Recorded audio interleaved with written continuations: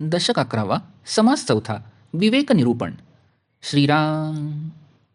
ब्रह्म म्हणजे निराकार, गगनासारिखा विचार, विकार नाही निर्विकार, तेची ब्रह्म श्रीराम. ब्रह्म म्हणजे निश्चळ, अंतरात्मा तो चंचळ, द्रष्टा साक्षी केवळ, बोली जेतया श्रीराम. तो अंतरात्मा म्हणजे देव, त्याचा चंचळ स्वभाव, पाळीत आहे सकळ जीव, अंतरी वसोनी श्रीराम. त्या वेगळे जड पदार्थ, तेणे विण देह व्यर्थ, तेणेची कळे परमार्थ, सकळ काही श्रीराम. कर्ममार्ग, उपासना मार्ग, ज्ञानमार्ग, सिद्धांत मार्ग, प्रवृत्ती मार्ग, निवृत्ती मार्ग, देवची चालवी श्रीराम. चंचळे विण निश्चळ कळेना, चंचळ तरी स्थिरावेना, ऐसे हे विचार नाना, बरे पहा श्रीराम. चंचळ निश्चळाची संधी, तेथे भांबावते बुद्धी, कर्ममार्गाचे जे विधी, ते मग ऐलीकडे श्रीराम. देव या सकळांचे मूळ, देवास मूळ ना डाळ, परब्रह्म ते निश्चळ, निर्विकारी श्रीराम. निर्विकारी आणि विकारी, एक म्हणेल तो भिकारी, विचाराची होते वारी, देखत देखता श्रीराम. सकळ परमार्थास मूळ, पंचीकरण महावाक्य केवळ, तेची करावे प्रांजळ, पुनः पुन्हा श्रीराम. पहिला देह स्थूळ काया, आठवा देह मूळ माया, अष्टदेह निर्शलिया, विकार कैचा श्रीराम. या कारणे विकारी, साचा ऐसी बाजीगरी, एक समजे एक खरी, मानित आहे श्रीराम. उत्पत्ती स्थिती संहार, या वेगळा निर्विकार, कळा यासाठी सारासार, विचार केला श्रीराम. सार असार दोन्ही एक, तेथे कैचा उरला विवेक, परीक्षा नेणती रंक, पापी करंटे श्रीराम. जो एकची विस्तारला, तो अंतरात्मा बोलिला, नाना विकारी विकारला, निर्विकारी नवे श्रीराम. ऐसे प्रगटची आहे, आपुल्या प्रत्यय पाहे, काय राहे काय न राहे, हे कळेना श्रीराम. जे अखंड होत जाते, जे सर्वदा संहारते, रोकडे प्रचितीस येते, जनामध्ये श्रीराम. ये करडे एक चरफडी, एकांची धरी नरडी, एकमेका झोंबती बराडी, दुकळले जसे श्रीराम. नाही न्याय नाही नीती, ऐसे हे लोक वर्तती, आणि अवघेच सार म्हणती, विवेकहीन श्रीराम. धोंडे सांडून सोने घ्यावे, माती सांडून अन्न खावे, आणि अवघेची सार म्हणावे, बाष्कळपणे श्रीराम.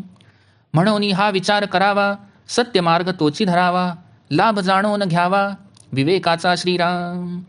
सारगार एकची सरी, तेथे परीक्षेस कैची उरी, या कारणे चतुरी, परीक्षा करावी श्रीराम. जेथे परीक्षेचा अभाव, तेथे दे घाव घे घाव, सगट सारिका स्वभाव, लौदपणाचा श्रीराम. घेव ये तेची घ्यावे, घेव न ये ते सांडावे, उंच नीच ओळखावे, त्या नाव ज्ञान श्रीराम. संसार सातेस आले, एक लाभे अमर झाले, एक ते करंटे ठकले, मुदल गेले श्रीराम. जाणत्याने ऐसे न करावे, सारतेची शोधून घ्यावे, असारते जाणून त्यागावे, वमक जैसे श्रीराम. ते वमक करी प्राशन, तरी ते स्वानाचे लक्षण, तेथे सुचिस्मंत ब्राह्मण, काय करी श्रीराम. जेही जैसे संचित केले, तयास तैसेची घडले, जे अभ्यासी पडोन जडले, ते तो सुटेना श्रीराम. एक दिव्याने भक्षिती, एक विष्ठा सावडिती, आपल्या वडिलांचा घेती, साभिमान श्रीराम. असो विवेके वीण, बोलणे ती तुका सीणे, कोणी एके श्रवण मनन, केलेची करावे श्रीराम. इति श्रीदासबोधे गुरुशिष्य संवादे विवेक निरूपणनाम समास 4 समाप्त.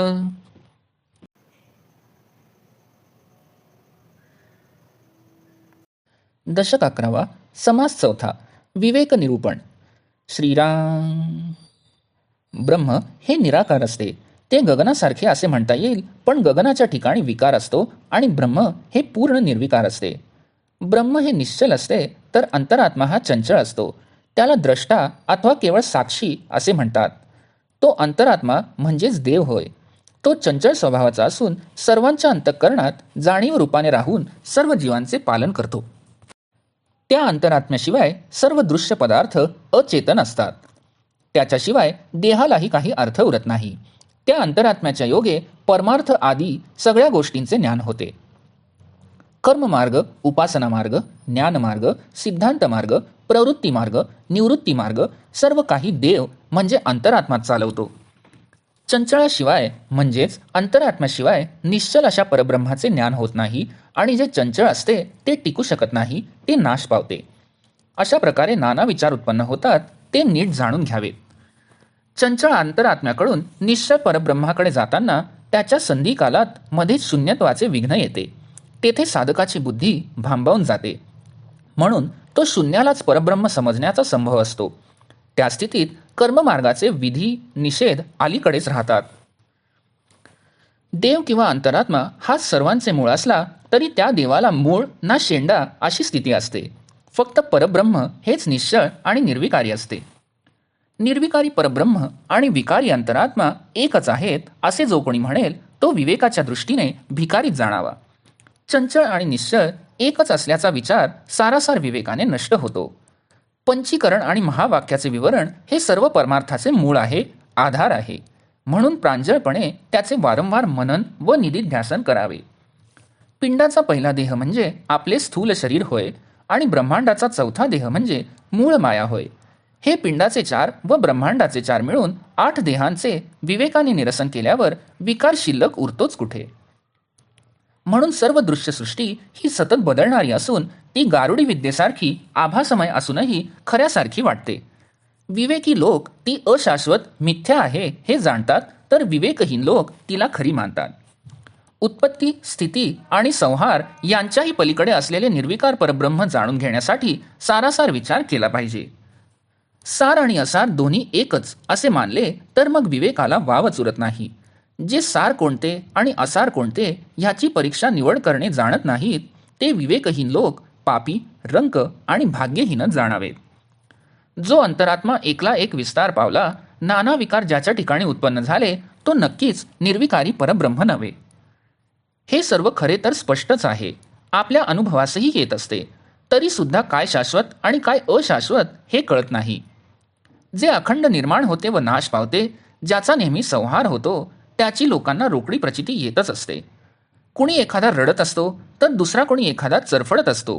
कुणी दुसऱ्याचे नरडे धरतो तर कुणी आषाढभूत दुष्काळातून आल्यासारखे एकमेकांशी झुंबू लागतात. समाजात लोक न्यायनीती सोडून वागत असतात आणि तरीही विवेकहीन माणसे या सर्व गोष्टीत सार आहेत असे म्हणतात. सामान्य माणूसही धोंडे टाकून सोने घेतो, माती न खाता अन्न खातो, म्हणजे त्यालाही सार असार कळते. आणि तरी बाष्कळपणाने सर्वच सार आहे असे म्हणणे म्हणजे मूर्खपणाचेच होय. म्हणून सारासार विचार करून सत्य मार्गाचाच अवलंब करावा आणि विवेकाने आपला लाभ करून घ्यावा. सार म्हणजे संपत्ती आणि गार म्हणजे गारगोटी दोन्ही सारखेच असे म्हटले तर तेथे परीक्षेला वावच उरणार नाही.